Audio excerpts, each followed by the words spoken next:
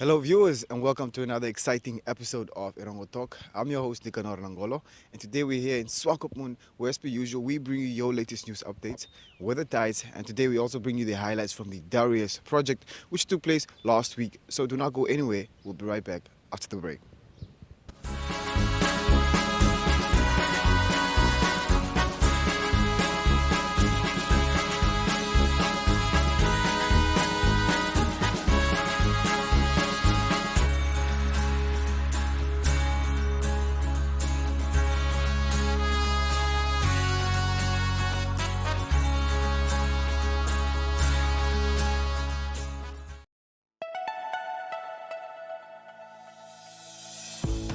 Erongo Talk brings you community news in the Erongo region.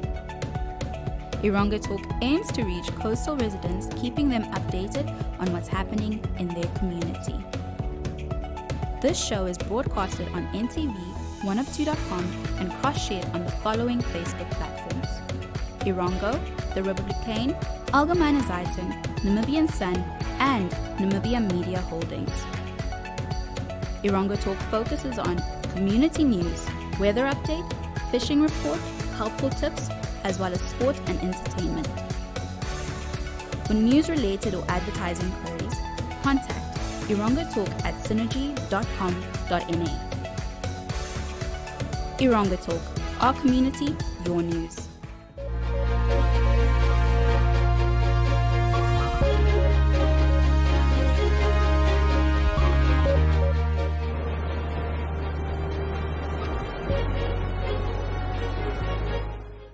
And now for your first news story.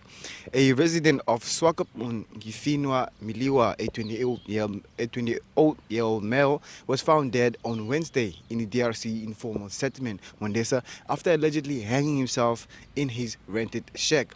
According to Inspector Eleni Shapumba, the unit commander for community affairs in the Erongo region, Miliwa's brother discovered the body around 15:30, hanging from a rope attached to the ceiling. The police did not find any suicidal note or evidence of foul play. The authorities informed Miliwa's next of kin and declared the death as a suicide. An autopsy will be done to determine the exact cause of death. The investigations continue. And now for your second story. About 80% of the Education Ministry's budget is allocated towards personal expenditure.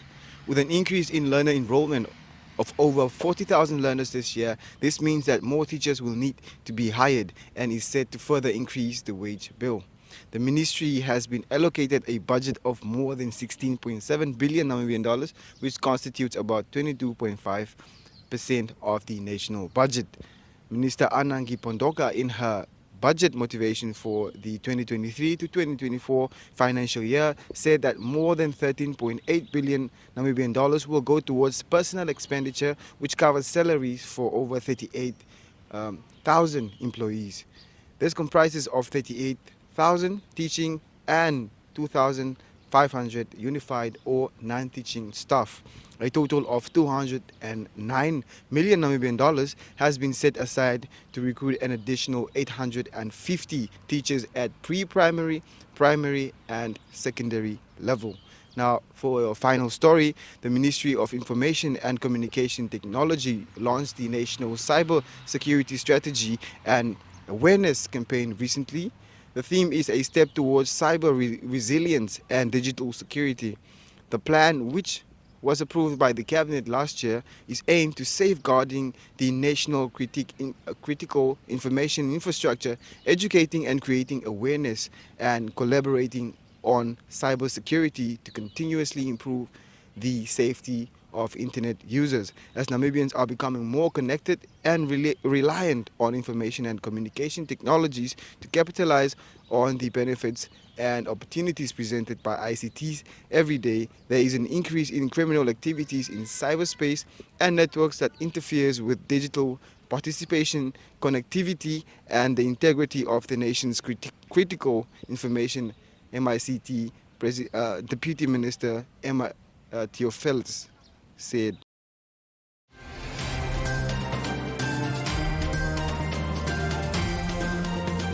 Erongo Talk brings you community news in the Erongo region. For news-related or advertising queries, contact erongotalk@synergy.com.na. Erongo Talk, our community, your news.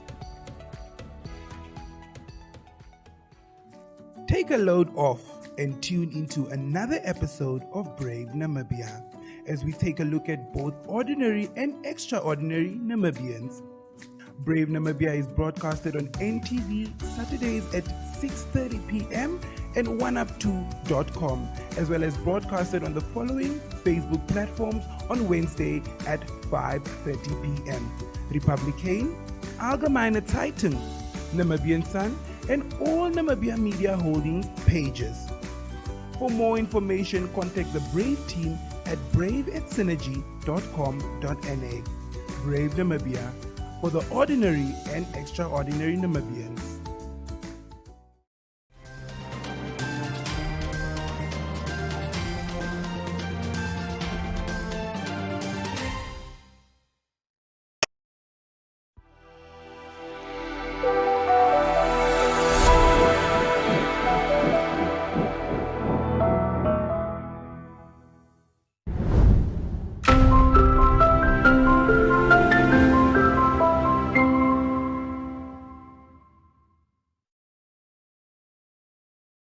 It's often said that big things have small, humble beginnings.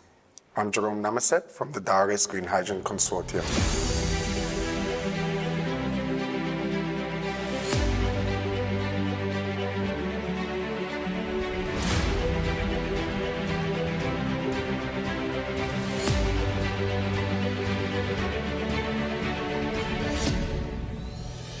The Daures Green Hydrogen Consortium is responsible for the development of the Daures Green Hydrogen Village.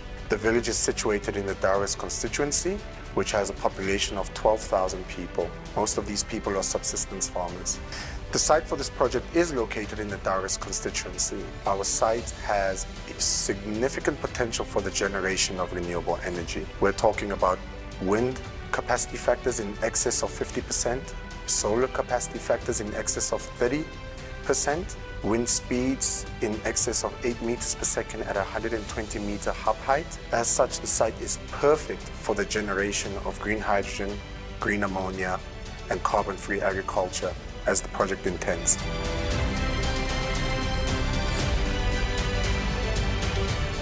In phase one, our project will be developing and producing 182 tons of green ammonia. This will be based off of 1.5 megawatts of renewable energy. In phase four, we will be producing 352,000 tons of green ammonia on the back of 1 gigawatts worth of renewable energy and a 420 megawatt electrolyzer.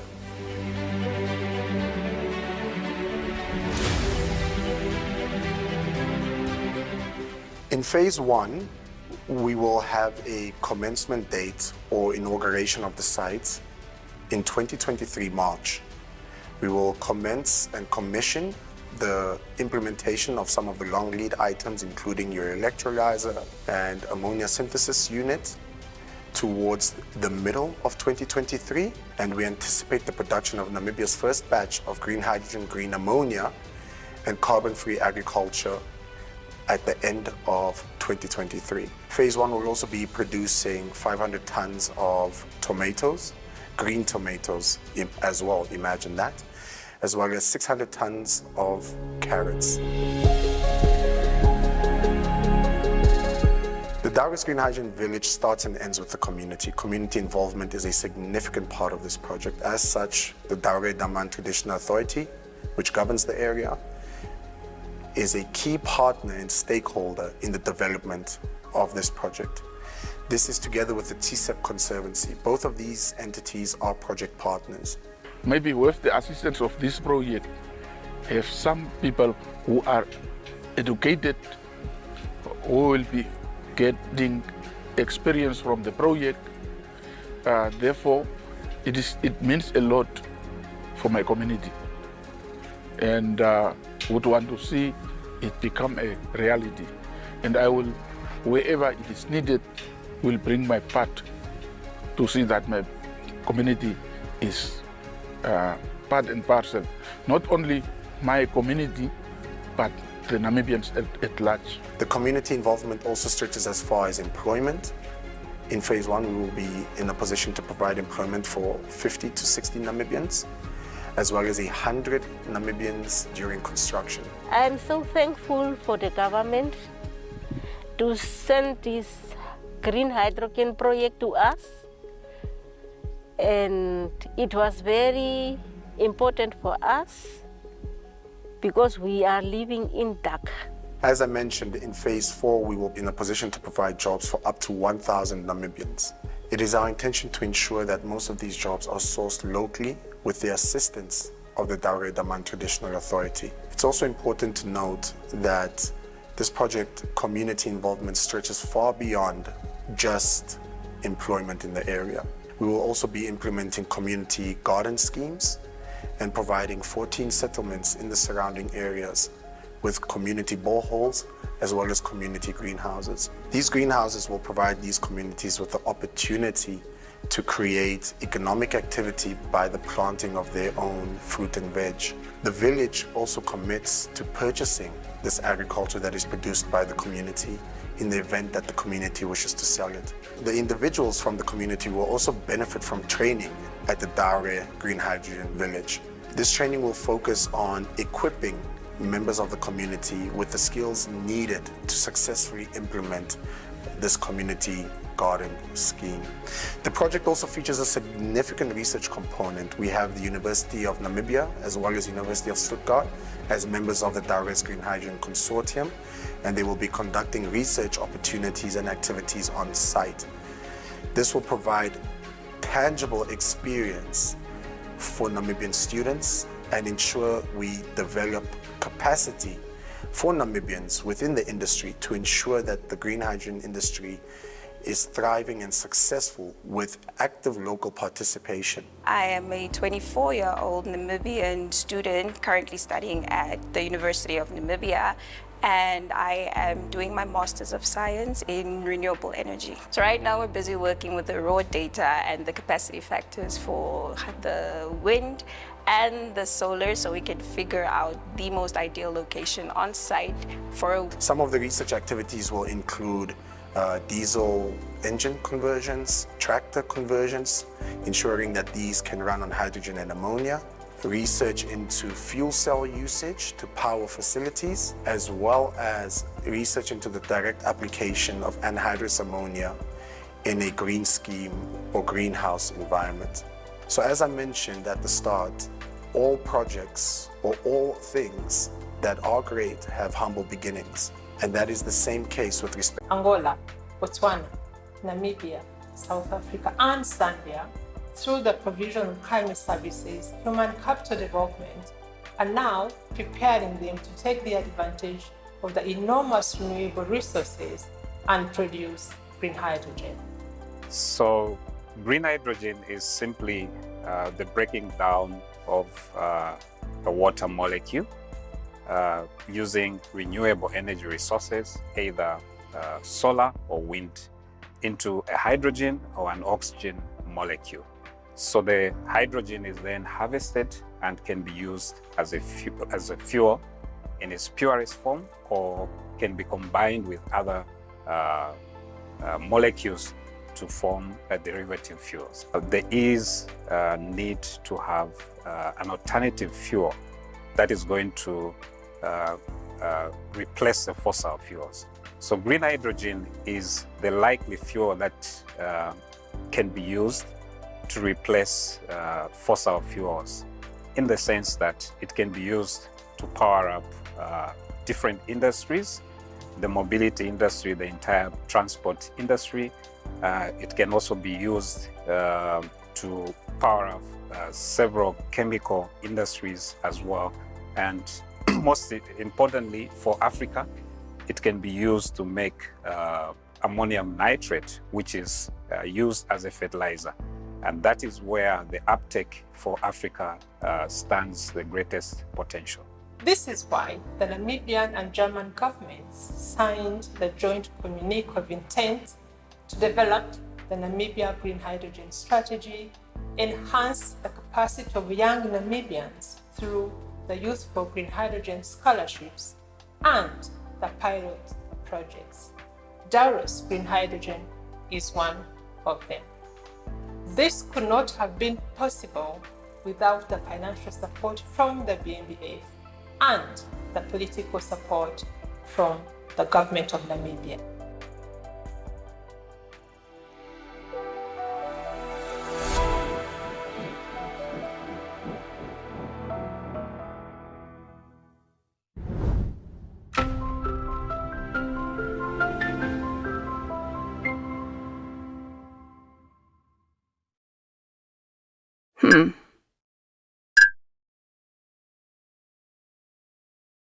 Your online ticket solution for events and event marketing, bringing you ease of mind and making sure that your event gets out there.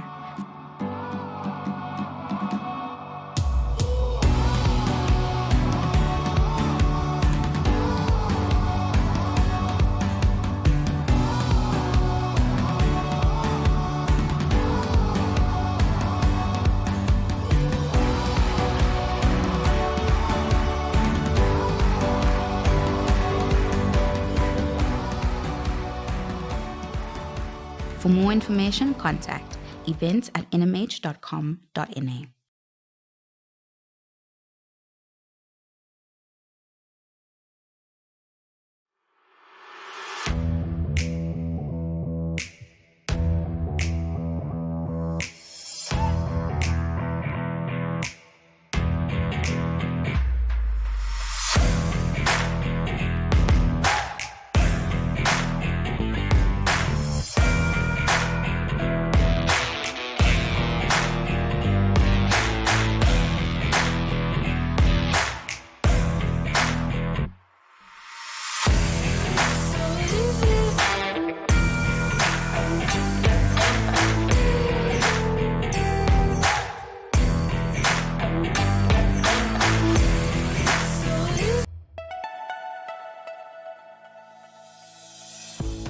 Erongo Talk brings you community news in the Erongo region. Erongo Talk aims to reach coastal residents, keeping them updated on what's happening in their community. This show is broadcasted on NTV, oneof2.com, and cross-shared on the following Facebook platforms: Erongo, The Republican, Algemene Zeitung, Namibian Sun, and Namibia Media Holdings. Erongo Talk focuses on community news, weather update, fishing report, helpful tips, as well as sport and entertainment. For news-related or advertising queries, contact erongotalk@synergy.com.na. Erongo Talk, our community, your news.